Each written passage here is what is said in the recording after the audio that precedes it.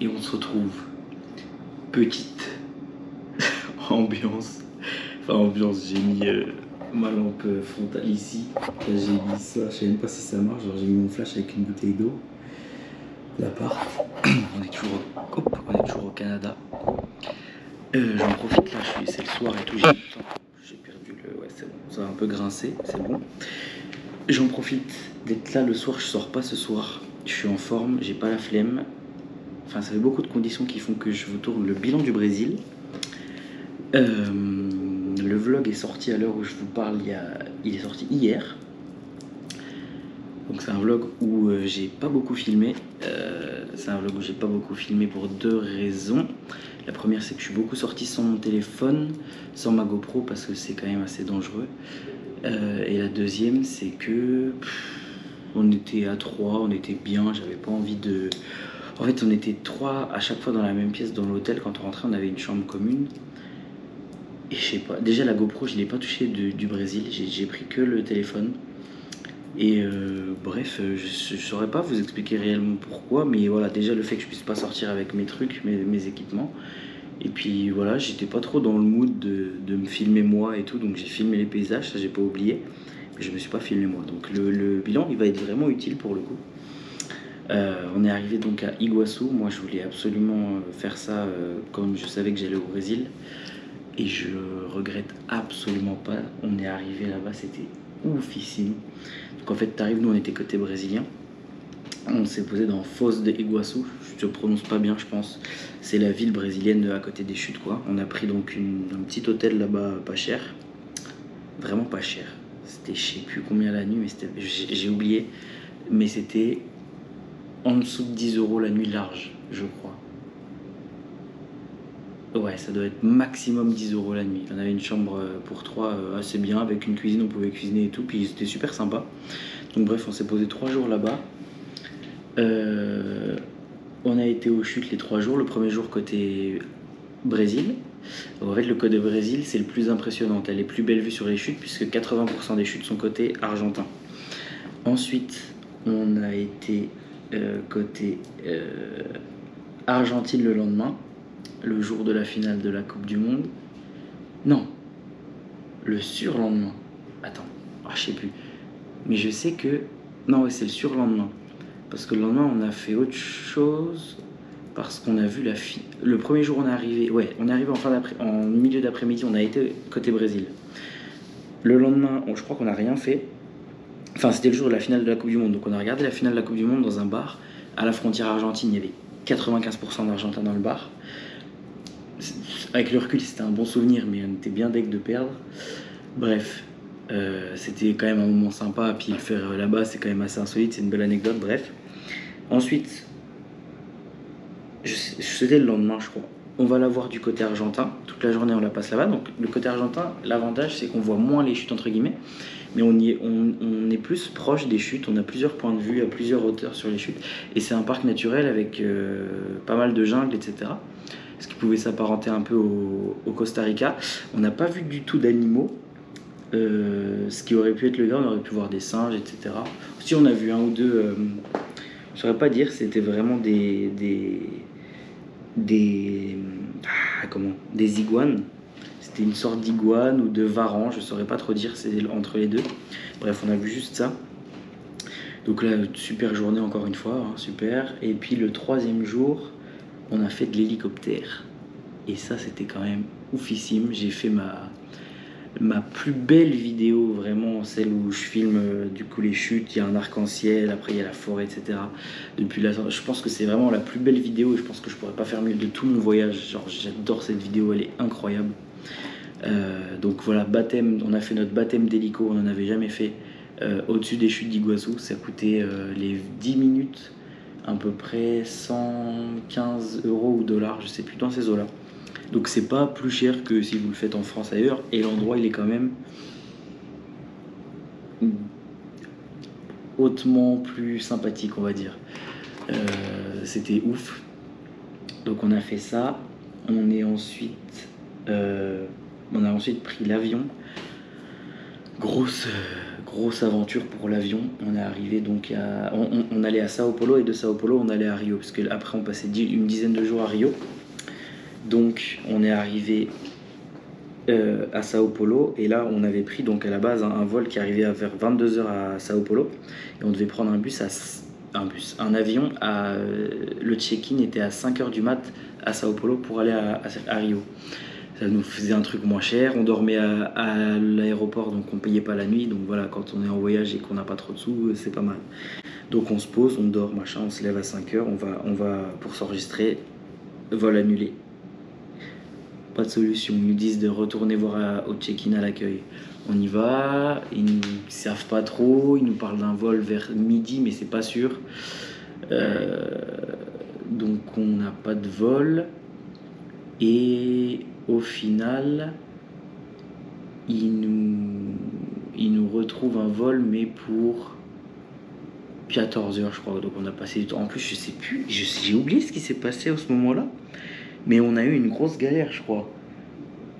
Il y a un sac, ah oui parce que Baptiste il avait un sac enregistré en soute et du coup comme l'avion était décalé, on savait pas où était son bagage parce qu'il l'avait pas avec lui vu que c'était censé être un vol ensemble, donc il était censé, le bagage était censé nous suivre.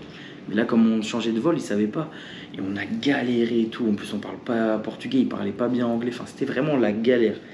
Donc le moment là c'était enfin, après, avec le recul là ça fait une belle anecdote. Mais ouais, on a passé un bon moment dans l'aéroport, un peu comme le mec qui a vécu à l'aéroport de Paris, là, de Roissy-Charles de Gaulle pendant, je sais plus, 14 ans, je sais plus combien. Bref, donc petite mésaventure. On est arrivé à Rio. On voulait, donc, le Brésil, on savait qu'on pourrait pas faire tout le Brésil en 2-3 semaines. C'est un pays continent, donc c'est clairement pas possible. Donc le but c'était vraiment d'aller à Rio, en gros, hein, c'était de faire les chutes d'Iguazu, après d'aller à Rio et de faire la fête et de passer Nouvel An là-bas en mode un peu plus farniente. On bougeait pas de Rio, on avait les grosses activités qu'on allait faire, mais c'était pas on bouge tous les jours comme juste avant au Costa Rica où là vraiment. De toute façon on en avait besoin parce que le Costa Rica c'était tellement intense que ça nous a fait du bien de couper. On a trouvé un hôtel qui nous a coûté. Alors, on a réservé un hôtel. Moi, ce que je fais souvent quand je réserve les trucs depuis le début de mon voyage, c'est que je prends pour pas longtemps et si c'est bien, je reprends. Les auberges, c'est ce que je fais. Donc là, on a voulu faire ça pour l'hôtel, sauf que c'était donc en décembre, pleine saison, mais franchement, ça revenait à 10 euros par personne. 10, même pas 7 euros ou 8 euros par personne. Donc c'était bénéf, on avait une chambre triple du coup, mais on avait piscine et fitness dans l'hôtel. Et petit-déj inclus. Et genre une piscine avec vue sur le Christ et tout, enfin genre vraiment c'était un hôtel, voilà, il y avait le wifi qui marchait pas bien,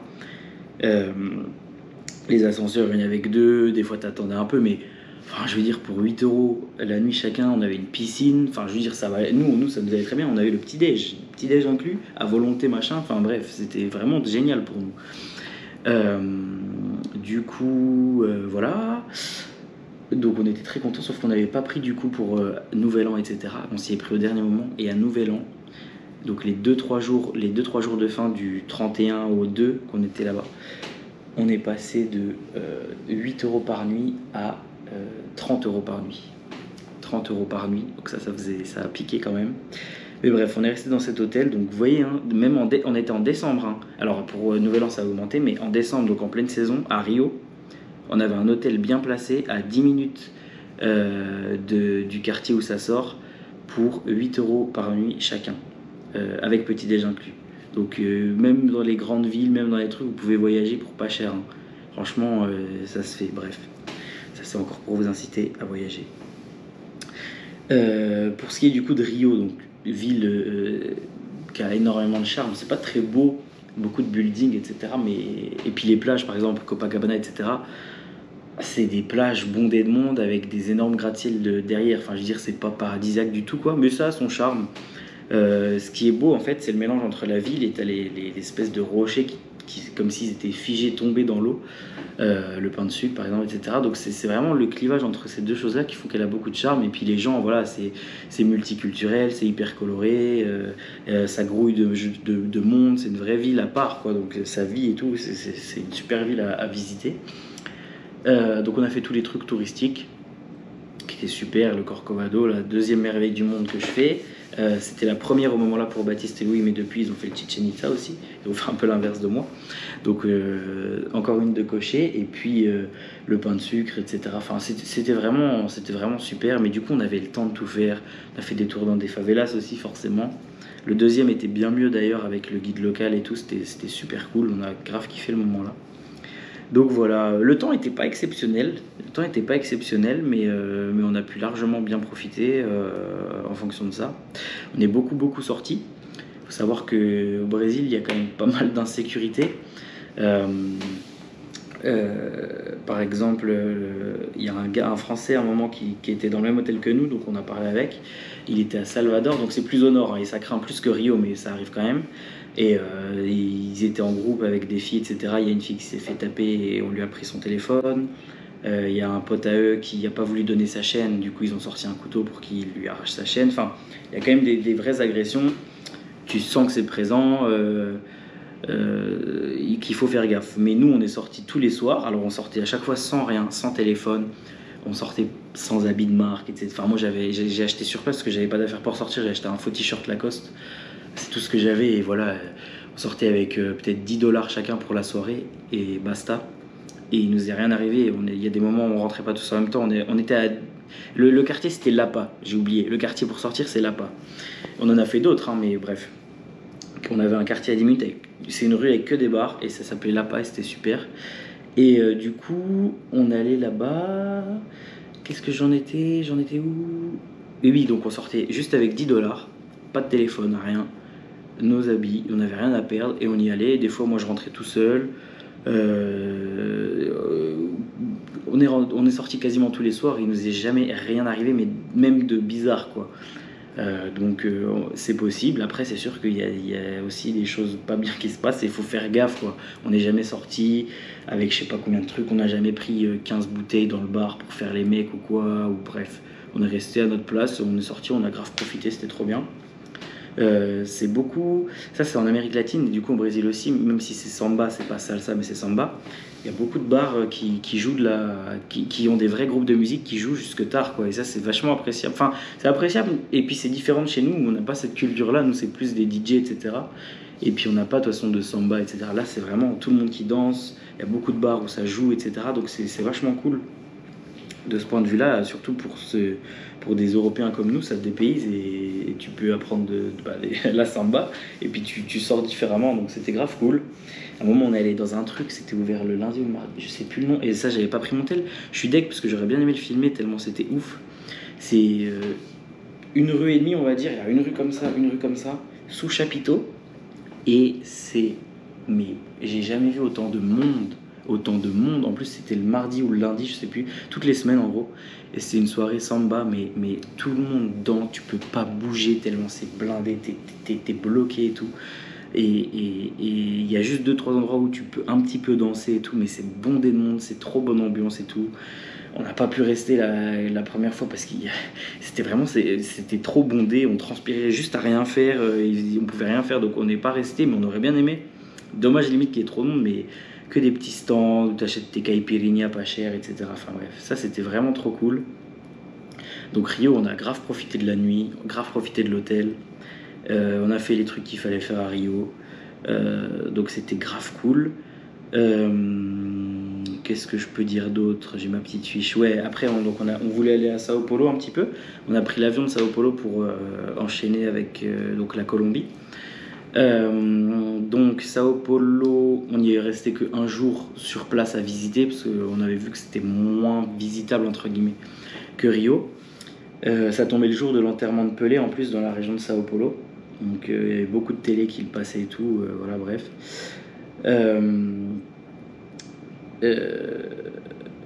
Et du coup à Sao Paulo, il y a beaucoup de musées. Donc on a fait 2 musées avec Baptiste. Louis, il était trop fatigué le jour-là, il nous a pas trop suivis. C'est un peu une des capitales mondiales du graffiti, du street art. Donc on a fait pas mal de street art et c'était vraiment sympa de la faire cette ville aussi. Donc voilà pour ce qui est du Brésil. Donc l'hôtel, je vous ai parlé du prix. Le budget total, je l'ai oublié et il est sur mon tel. Et mon tel en ce moment, il est en train de... Je suis en train Là j'ai fait une vidéo, la prochaine, là j'ai fait le vlog de Cuba sur mon tel. Je viens de le finir, donc je le transfère sur mes photos pour pouvoir après le mettre sur YouTube. Et du coup, quand je fais ça, je peux rien faire d'autre sur mon téléphone. Donc je peux pas avoir le budget, donc je vous le mettrai à l'écrit. Je crois que c'est aux alentours de 1500 €, si je dis pas de bêtises, pour 2-3 semaines, en sachant qu'on s'est pas privé sur les activités, qu'on a tout fait, le Corcovado, etc. Tout ça, on a tout fait. Donc très content du Brésil. On n'a pas vu le Brésil. J'ai très envie de retourner au Brésil, moi, et de faire un grand tour du Brésil dans un autre voyage, hein. Là, ça sera pas possible, mais voilà, c'est ce que j'aimerais bien faire. Et puis sinon, je crois que j'ai fait à peu près le tour. Donc on va se quitter là-dessus. C'était le bilan pour le Brésil qui sort... je sais rien que je dis ça. Bref, qui va sortir, voyager. Et la prochaine étape, c'est la Colombie. Voilà. Adios.